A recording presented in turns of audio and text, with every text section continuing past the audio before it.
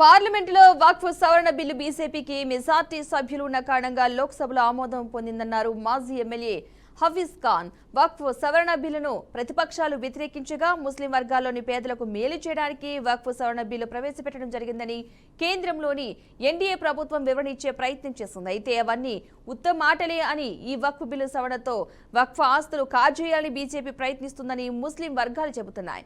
వక్ఫ్ సవరణ బిల్లు ఆమోదం పొందిన నేపథ్యంలో కర్నూలు వైసీపీ మాజీ ఎమ్మెల్యే హఫీజ్ ఖాన్ తో మా ప్రతినిధి బసవరాజు ఫేస్ టు ఫేస్.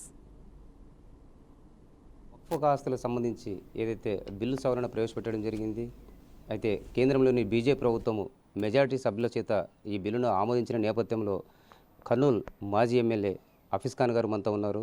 అంటే ఈ వక్ఫ్ ఆస్తులకు సంబంధించి కేంద్ర ప్రభుత్వం ఎలాంటి నిర్ణయం తీసుకుంటుంది, లేదా ముస్లిం మైనార్టీలకు ఎలాంటి మత స్వేచ్ఛకు భంగం కలిగిస్తుందనే అంశంపై ఆయనతో మాట్లాడే ప్రయత్నం చేద్దాము. అన్న చెప్పండి, ఏదైతే మోడీ ప్రభుత్వం కేంద్రంలో వక్ఫ్ ఆస్తుల విషయమై బిల్లు సవరణ ప్రవేశపెట్టింది, ఇది ముస్లిం మైనార్టీలకు కావచ్చు, వాళ్ళ ఆస్తులకు కావచ్చు, వాళ్ళ మత స్వేచ్ఛకు కావచ్చు, ఇది భంగం అంటారా, లేకపోతే ఎలాంటి ఇబ్బందులు ముందు రావచ్చు అంటారు? ముఖ్యంగా మన భారతదేశం రాజ్యాంగం అనేది ప్రపంచంలోనే అందరికన్నా మంచి రాజ్యాంగం అని చెప్పి చెప్తారు. బాబాసాహెబ్ అంబేద్కర్ గారు అందరికీ సమానంగా ఉండాలని చెప్పి హక్కులు ఇచ్చారు, స్వేచ్ఛ ఇచ్చారు. ఎవరు మతంలో వాళ్ళు బతికే విధంగా, వాళ్ళు ఆస్తులు పెట్టుకునే విధంగా, వాళ్ళ ఆచరణల ప్రకారంగా వాళ్ళు వాళ్ళ మతాన్ని అనుసరించుకొని వాళ్ళు బతికే విధంగా అంత స్వేచ్ఛ ఇవ్వడం జరిగింది.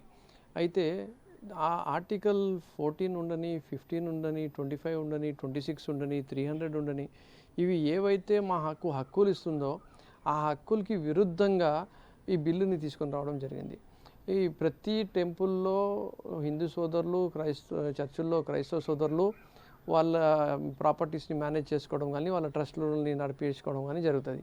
కానీ ముస్లింలకి సంబంధించిన వక్ఫ్ బోర్డులో మాత్రం ఇతర మతస్థులను తీసుకొని వచ్చి పెడతామని చెప్పడం జరుగుతుంది. రెండోది ఏమి అంటే, ఇది 9 లక్షల ఎకరాల భూమి ఉంది కాబట్టి, ఇది చాలా విలువైన భూములు ఉన్నాయి కాబట్టి ఈ భూముల్ని నిర్వీర్యం చేసి దీన్ని కొట్టేయాలని చెప్పి ఒక దురుద్దేశంతో తెచ్చిన బిల్లు ఇది. ఏవైతే మాకు హక్కులు ఉన్నాయో దానికి ఇంకా బలపరిచి మాకు నిజంగా మేలు చేసేది ఉండింటే, అపోజిషన్లో ఉండే అందరూ ముస్లిం ఎంపీలు కూడా, అంటే ఇండిపెండెంట్ ముస్లిం ఎంపీలతో సహా అపోజిషన్ పార్టీలో ఉండే వేరే ఇతర మతాల ఎంపీలు కూడా అందరూ కూడా ఈ బిల్లు వల్ల నష్టం జరుగుతుంది కానీ మేలు జరిగేది ఒక్కటి కూడా లేదు అని చెప్పి క్లారిటీగా చెప్పడం జరిగింది. బీజేపీ పార్టీలో ఎవరైనా ముస్లిం ఎంపీ ఉన్నాడా అంటే లేడు.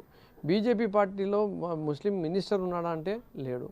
ఈ వక్ఫ్ సవరణ బిల్లుని యావత్ ముస్లిం ప్రపంచం వ్యతిరేకిస్తున్న నేపథ్యంలో యాజ్ ఏ వైసీపీ మాజీ ఎమ్మెల్యేగా, ముస్లిం మైనార్టీ నాయకుడిగా భవిష్యత్ కార్యాచరణ ఎలా ఉంటుంది, లేదా ఏమన్నా ఆందోళన బాట పట్టే అవకాశాలు ఉందా, లేదా ఉద్యమాలు చేస్తారా? అంటే ప్రభుత్వానికి మీ నిరసన ఎలా తెలియజేస్తారు మీ సామాజిక వర్గం తరఫున? ఇది మనము డెమోక్రటిక్ కంట్రీలో ఉన్నాము.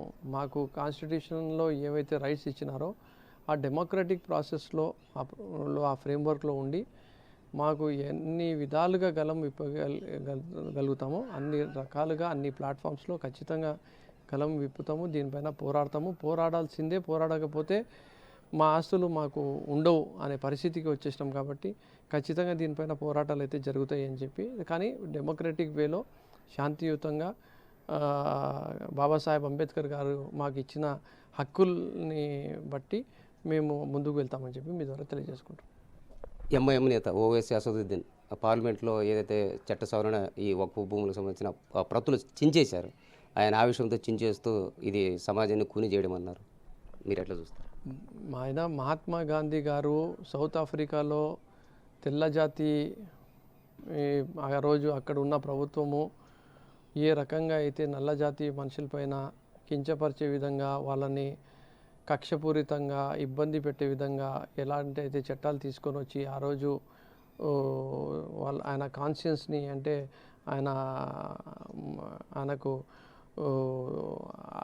నచ్చలేదో ఆ రోజు ఆయన ఏ రకంగా అయితే దాన్ని నిశ్చయించినానో అదే స్వేచ్ఛతో, అదే స్ఫూర్తితో బాబాసాహెబ్ అంబేద్కర్ గారు ఇచ్చిన ఏమంటారు, ఆయనకు స్వేచ్ఛ ఏదైతే ఉందో, హక్కులు ఏదైతే ఉన్నాయో ఆ హక్కులతో లాస్ట్గా నిరసనగా నేను ఇది చింపుతున్నాను అని చెప్పి చెప్పడం జరిగిందని చెప్పి నేను అనుకుంటున్నాను. ఏదైతే మాజీ ఎమ్మెల్యే వైసీపీ మాజీ ఎమ్మెల్యే హఫీజ్ ఖాన్ అంటే ఈ వక్ఫ్ సవరణ బిల్లు ఇది చట్టవిరుద్ధము, ఇది కేవలము మత స్వేచ్ఛను హరించడమే, అంటే దీనివల్ల అంటే ఢిల్లీ నుంచి గల్లీ వరకు ఆ భూములకు సంబంధించి వివాదాలు చెలరేగే అంశం ఉంది. కాకపోతే దీనిపైన అంటే శాంతియుతంగా చట్ట పరిధిలో మేము ఏ విధంగా పోరాడాలో ఆ విధంగా పోరాడతాం, ఖచ్చితంగా మా గళాన్ని తీపుతామని చెప్తున్న పరిస్థితి కనిపిస్తుంది. కెమెరా పర్సన్ బాబీతో బసవరాజ్, BRK న్యూస్, కర్నూలు జిల్లా.